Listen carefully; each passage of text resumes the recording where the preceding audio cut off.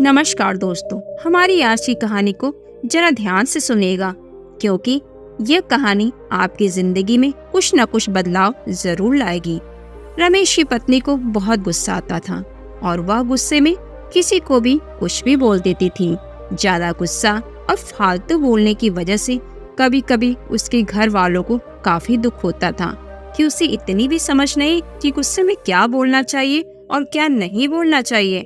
गुस्सा करने के बाद जब उसका गुस्सा शांत होता तब आकर वह माफी भी मांगती कि मुझसे बहुत बड़ी गलती हो गई, मुझको माफ कर दीजिए, मैं आगे ऐसा बिल्कुल भी नहीं करूंगी। लेकिन कुछ देर बाद उसका गुस्सा वैसे ही शुरू हो जाता। छोटी छोटी बातों पर, छोटी सी चीजों पर काफी गुस्सा करना उसकी आदत बन गई थी।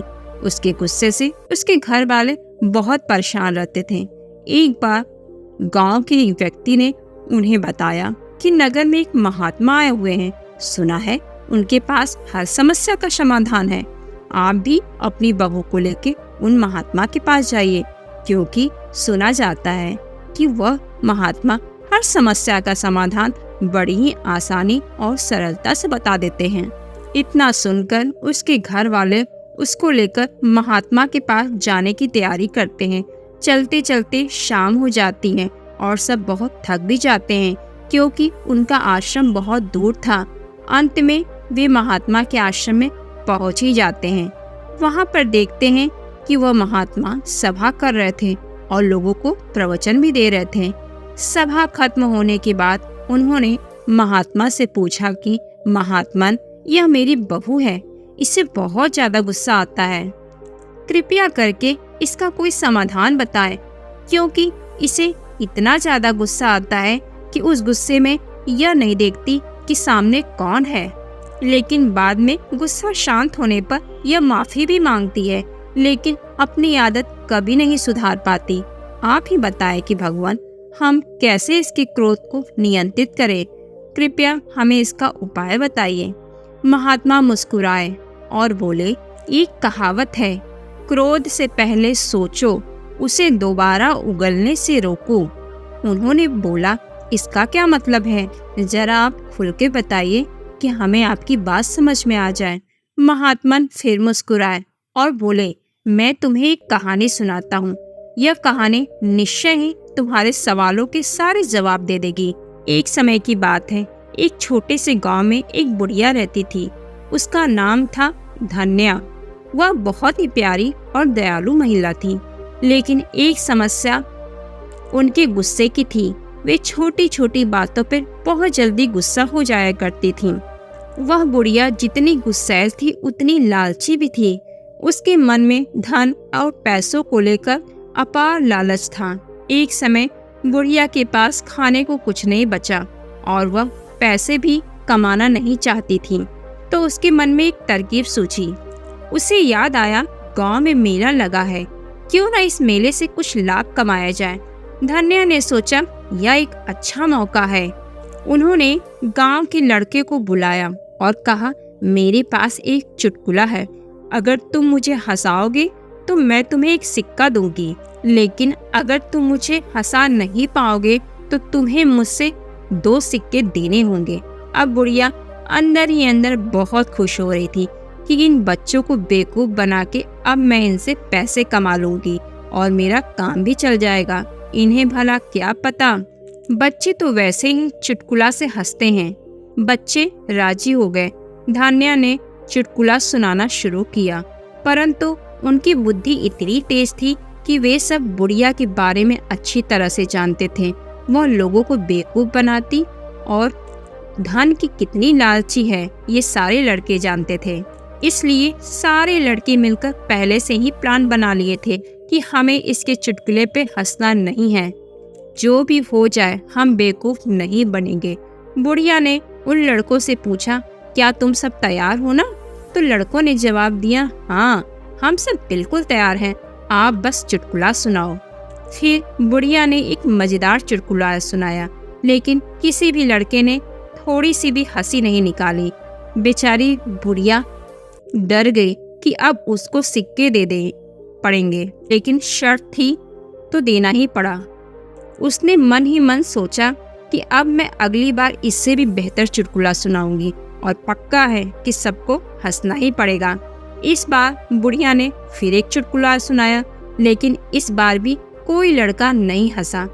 अब बुढ़िया को धीरे धीरे गुस्सा आने लगा। वह जितनी भी बार चुटकुला सुनाती, गांव में से कोई भी लड़का नहीं हंसता। वे फिर सब धन्या के चुटकुले पे हंसने की बजाय अपनी हंसी को दबा लिया करते थे। धन्या ने एक बार फिर कोशिश की और फिर बार बार उसने अपने आप को हारते हुए पाया। अंत में बुढ़िया के पास जितने भी सिक्के थे सारे लड़कों को दे दिए और वहां से रोते रोते चली गई। उसने सबक लिया कि आज के बाद वह गुस्सा करना छोड़ देगी। इससे धन्या ने सीख लिया कि गुस्सा करने से केवल खुद का ही नुकसान होता है। उन्होंने गुस्से को कम करने का निर्णय ले लिया और अब उनके गुस्से की बारीकी को समझने लगी। उस बुढ़िया ने समझ लिया कि हंसी और प्रेम के माध्यम से वे अपने आप को और अपने आसपास के लोगों को खुश रख सकती है। उसकी ज्यादा लालच और ज्यादा बोलने की वजह से उसने खुद के पैर पर ही कुल्हाड़ी मार ली थी, क्योंकि उसके पास जितने भी सिक्के बचे थे सब उसे बच्चों को देने पड़े और अब उसके पास पश्चाताप करने के अलावा कुछ भी नहीं बचा। अंत में वह खाली हाथ घर को लौट गई। इस कहानी को सुनकर लड़की के माँ बाप ने बोला, महाराज अब आप ही बताइए, गुस्से को आखिर हम कम कैसे करें? आप जो बोलेंगे हम वैसा ही उपाय करेंगे। संत ने कहा, अब मैं तुम्हें जो बातें बताने जा रहा हूँ तुम उसको ध्यान से सुनना, क्योंकि यह बातें तुम्हारी जिंदगी को बदल देंगी। कम गुस्सा रखने के कई सारे फायदे होते हैं जो हमारे स्वास्थ्य संबंधी और मानसिक स्थिति को सुधार कर सकते हैं। गुस्से के कारण ही हृदय रोग, रक्तचाप, मानसिक तनाव और अन्य स्वास्थ्य संबंधी समस्याएं हो सकती है।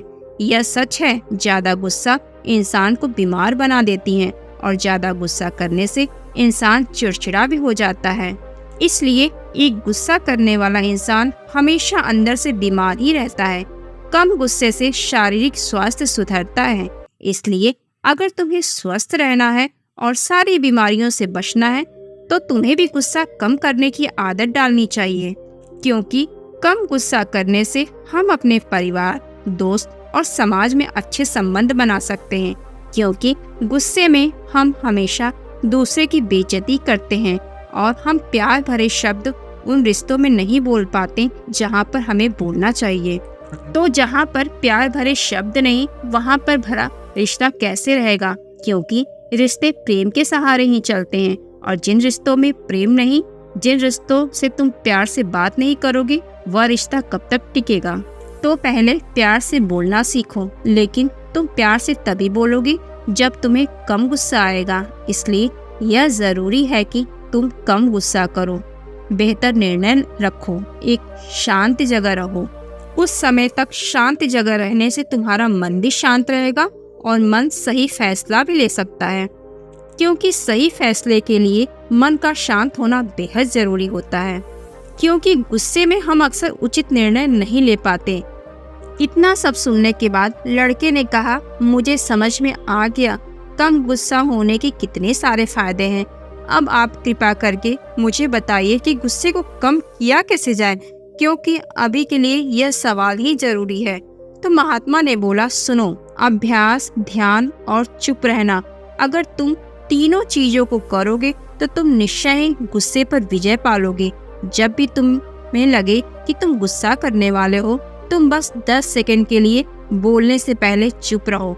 अपने मन को यही बताओ और समझाओ कि तुम 10 सेकंड तक कुछ नहीं बोलोगे। उसके बाद तुम वहां से हो सके तो चले जाओ। गुस्से में अगर तुम उस जगह को छोड़कर कहीं और चले जाते हो तो तुम निश्चय ही उस गुस्से पर विजय पालोगे और बिना कुछ बोले ही तुम वहां पर जीत जाओगे। और यह सब तभी होगा जब तुम ध्यान करोगे। और फिर उस लड़के ने महात्मा को धन्यवाद दिया और वहां से चला गया। उसके जीवन में सच में बदलाव आ गया। उसकी पत्नी धीरे धीरे कम गुस्सा करने लगी और इसका परिणाम यह हुआ कि उसका परिवार खुशीपूर्वक रहने लगा।